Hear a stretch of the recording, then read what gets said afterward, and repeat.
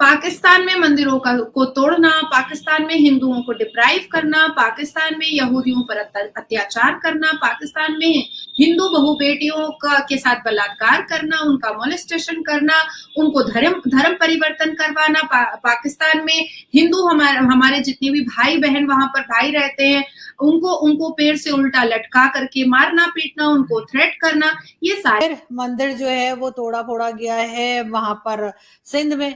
150 साल पुराना मंदिर है जिसका नाम है मरी माता टेम्पल, जिसका नाम है, और वो मौजूद है सोल्जर बाजार में, जिसे डिमोलिश किया गया है।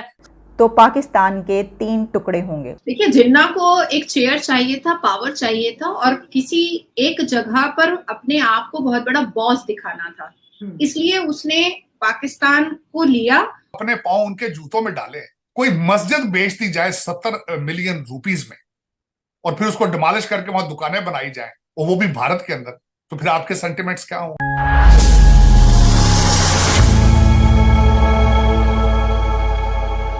देखिए, जिन्ना को एक चेयर चाहिए था, पावर चाहिए था, और किसी एक जगह पर अपने आप को बहुत बड़ा बॉस दिखाना था, इसलिए उसने पाकिस्तान को लिया और हिंदुस्तान के जो उस वक्त सरबराह थे, जो लोग थे, उन्होंने भीख में पाकिस्तान उसको दे दिया। ठीक है, अब आपने 150 साल की मंदिर को टूटने के बारे में बात कही है। पिछले 13 साल से पाकिस्तान के ह्यूमन राइट्स कमीशन जो है वो इस बारे में कई सारे सबमिशंस, कई सारे पिटिशंस, कई सारे ग्रीवांस लेटर्स, कई सारे कंप्लेन लेटर्स पार्लियामेंट से लेकर के, अलग अलग एजेंसीज से लेकर के, मिलिट्री से लेकर के, हर जगह वो लोग भेज रहे हैं। यहाँ तक कि आपके प्राइम मिनिस्टर को भी, शहबाज शरीफ को भी, इससे पहले इमरान खान को भी, और बहुत पहले अगर जाया जाए तो बेनजीर भुट्टो को भी भेजा गया था।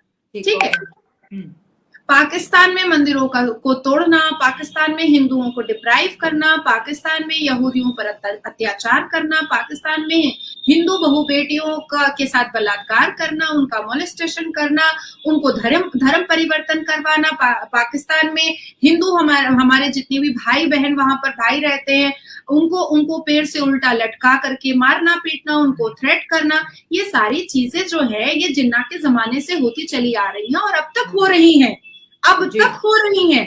देखिए, फैक्ट तो ये भी है कि जब वो 150 साल की मंदिर जब तोड़ी गई थी तो पाकिस्तान की पुलिस वहां पर खड़े हुए थे। ठीक है, स्वीडन में जब कुरान पाक में जब आग लगाई जाती है तो आपके पाकिस्तान के सारे दाढ़ी टोपी वाले लुंगी पकड़ पकड़ के चप्पल लेके निकल जाते हैं कि भाई स्वीडन में आग क्यों लगी, स्वीडन में क्यों ऐसा हुआ, घुसपैठिया मुसलमान जब करता है। और and this is the reason कि फ्रांस में पाकिस्तानी मुसलमानों को बैन कर दिया गया है। पर जब अब आपके अपने देश में 150 साल की मंदिर को डिमोलिश कर दिया गया, धमकी दे करके, बम और बारूद को दिखा करके और रॉकेट को दिखा करके, उसका पूरा एग्जीबिशन लगा करके, तब शहबाज शरीफ के हलक से एक बात भी नहीं निकली। आपके पार्लियामेंट में ये बात उठी है, मॉनसून सेशन में आपके पार्लियामेंट में ये बात उठी है कि सीमा हैदर भाग गई भाई अपनी मर्जी से, सनातन धर्म का उसने ड्रामा किया, उसने अपनी मर्जी से, लेकिन इसकी सजा हिंदुओं को क्यों दी जा रही है? इस अत्याचार, ये जो अत्याचार हो रहा है, ये जो इंसानियत का खून हो रहा है, ये कौन बर्दाश्त कर सकता है? कौन बर्दाश्त करेगा? आप अपने सरकारी दफ्तरों में मुझे बताइए कि कितने % हिंदू काम कर रहे हैं? कोई नहीं। मॉब जो लगाता है ना वो ही है, बस सबसे लो लेवल की जॉब, सबसे लो लेवल की, जो कोई नहीं करता।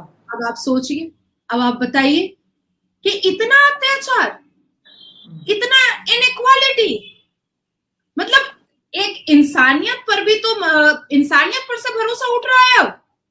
आप तो कहते हैं कि आप इस्लामिक देश में रहते हैं, आप कहते हैं कि आप शरिया को मानते हैं, आप कहते हैं कि आप 30 पारा को मानते हैं, आप कहते हैं कि आप कुरान को मानते हैं, आप कहते हैं कि आप सुन्नत रसूल को मानते हैं, आप कहते हैं कि आप रसूल की उम्मत है, तो फिर ये कहां से आ गया? और नॉट ओनली हिंदू कम्युनिटी, उनको तो पाकिस्तानी सरकार ने जिन्ना के जमाने से लेकर के, बेनजीर भुट्टो से लेकर के शहबाज शरीफ तक एक सिंध के प्रोविंस में सीमित करके रख दिया है, एक गांव खेड़े में सीमित करके रख दिया है।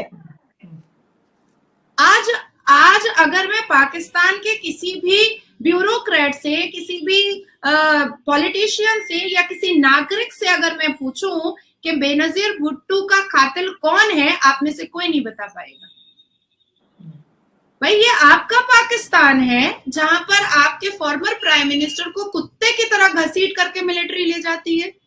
ये आपने बाबरी मस्जिद की बात कही है, देखिए 16th सेंचुरी पर अगर आप चले जाइए तो ये इतिहास गवाह है कि राम भगवान का जो जन्म हुआ था वो अयोध्या में जन्म हुआ था और वो राम मंदिर पहले से थी।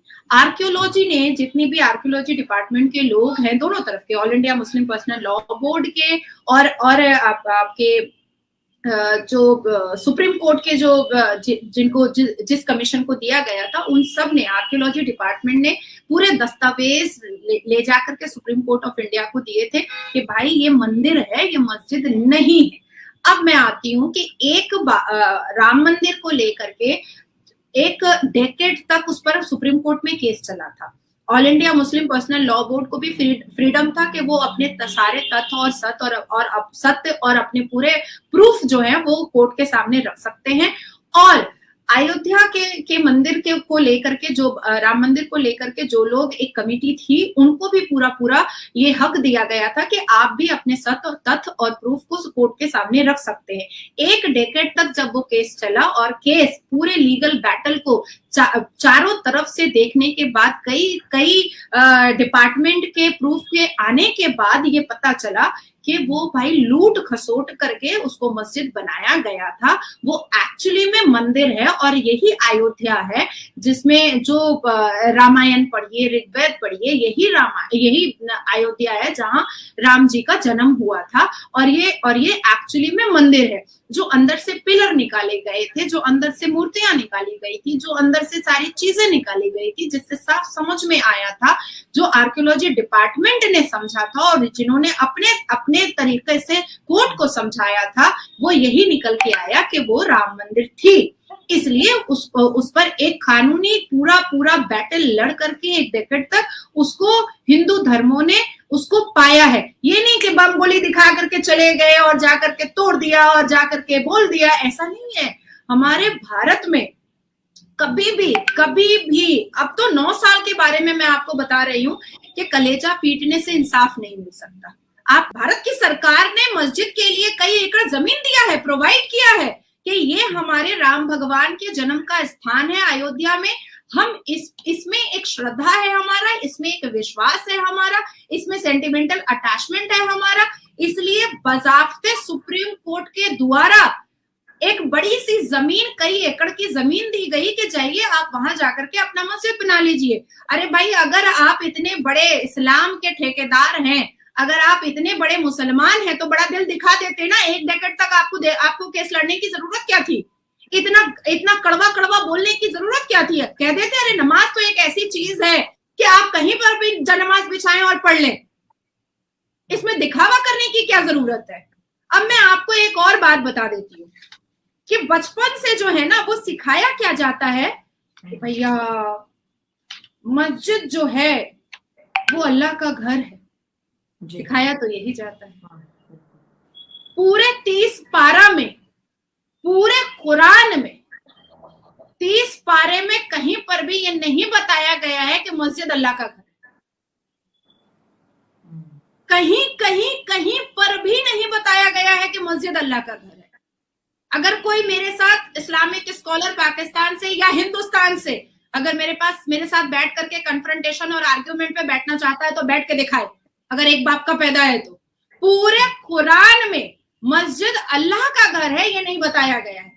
मंदिर जो है वो तोड़ा फोड़ा गया है वहां पर सिंध में, और ये कोई पहली बार नहीं है, हर बार हमारे यहाँ ये होता है और हम उन लोगों को तकलीफ पहुंचाते हैं जो बेचारे हमारे यहाँ रह गए हैं किसी वजह से, माइनॉरिटी के लोग। और ये करते हुए जरा भी हमें झिझक नहीं होती, कोई शर्म नहीं आती।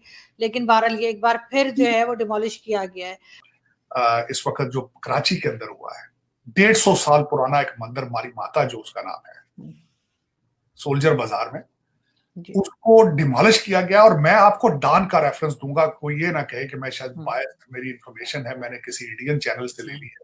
ये डॉन ने इसको रिपोर्ट किया है, मद्रासी हिंदू कम्युनिटी का था वो संबंध, और मुझे उसमें से करप्शन की स्मेल आती है।